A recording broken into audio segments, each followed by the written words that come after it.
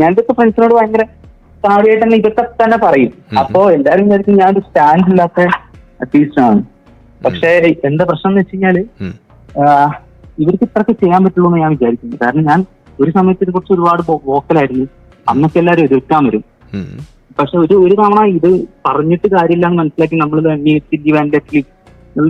ഒരു ഇതിലേക്ക് മാറിയപ്പോഴേക്കും എല്ലാവരും നമ്മളെ കളിയാക്കാനാണ് തോന്നുന്നത്.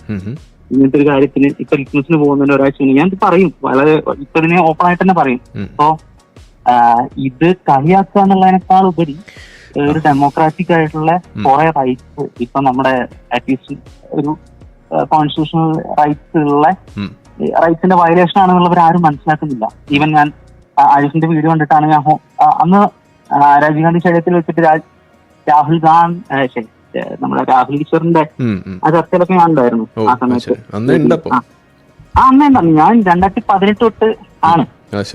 അപ്പോ നമ്മുടെ സിംഹവാലം കുരങ്ങായിട്ട് ആ സമയത്തൊക്കെ ഞാൻ ഉണ്ട്.